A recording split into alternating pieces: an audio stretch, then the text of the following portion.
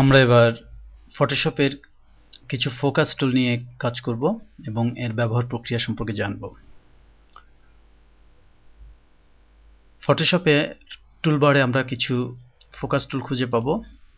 লক্ষ্য করুন এখানে তিনটি ফোকাস টুল রয়েছে, একটি হচ্ছে ব্লার টুল, একটি শার্পেন টুল এবং একটি স্মাজ টুল।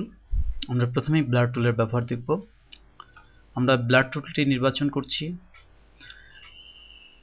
এবং আমরা এই ইমেজটির উপর এই টুলটি প্রয়োগ করব।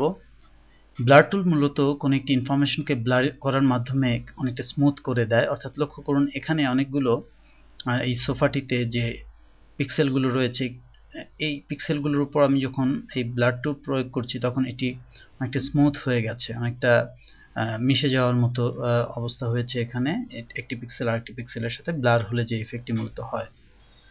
আমি কন্ট্রোল জেড চেপে আন্ডু এবং রিডু করে আমি দেখাচ্ছি মূলত কি পরিবর্তন হয়েছে। লক্ষ্য করুন আমরা হয়তোবা এটিকে জুম করে দেখলে আরো বেশি পরিবর্তনটি আমাদের চোখে পড়বে। আমি আন্ডু করে পুনরায় আগের অবস্থানে ফিরে যাচ্ছি। এবার আমরা যে টুলসটি ব্যবহার করব সেটি হচ্ছে শার্পেন টুল। এটি মূলত পিক্সেলকে শার্পেন করে, তবে এটি ব্যবহারের ক্ষেত্রে আপনি অবশ্যই সতর্ক থাকবেন, কারণ এই টুলসটি অধিক মাত্রায় ব্যবহার পিক্সেলের ইনফরমেশনকে ক্ষতিগ্রস্ত করে। লক্ষ্য করুন আমি শার্পেন টুলটি ব্যবহার করে যখন এখানে করছি তখন এখানে পিক্সেলগুলো শার্প হচ্ছে, কিন্তু আমি যদি অধিক মাত্রায় এটি প্রয়োগ করি তাহলে ইমেজটি নষ্ট হয়ে যাবে বা ইমেজের ওই অংশটি ক্ষতিগ্রস্ত হবে। আমি পুনরায় আন্ডু করে এটি পূর্বের অবস্থানে ফিরে যাচ্ছি। শার্পেন টুল অনেক সময় কিছু কিছু জায়গাকে শার্প করার ক্ষেত্রে ব্যবহৃত হয়, সেক্ষেত্রে আপনি এর স্ট্রেংথ কমিয়ে দিবেন। হয়তো আমি এই যে চোখ দুটো শার্প করলাম, এখানে ভ্রুটি শার্প করলাম, চুলগুলো কিছুটা শার্প করলাম, ইত্যাদি বিভিন্ন কারণে আমরা এটি ব্যবহার করতে পারি। সর্বশেষ যে টুলটি আমরা দেখব এটি স্মাজ টুল। এটি মূলত লিকুইফাই টেকনোলজিতে ইমেজকে ডিস্টর্ট করে। ধরুন আমি এই টুলটি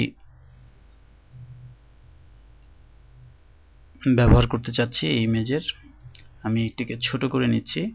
আমি এখানে এই যে সবুজ যে অংশটি আছে আমি এটিকে একটু করে দিচ্ছি যাতে করে এটি লিকুইফাই ইফেক্ট তৈরি করে।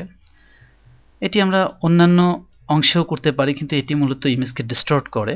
কিন্তু আপনি আপনার প্রয়োজনের উপর ভিত্তি করেই এই ইমেজটিকে মূলত ব্যবহার করবেন। অনেক সময় লক্ষ্য করুন যে আমাটি একটু নিচের দিকে একটু নামিয়ে যদি দিই,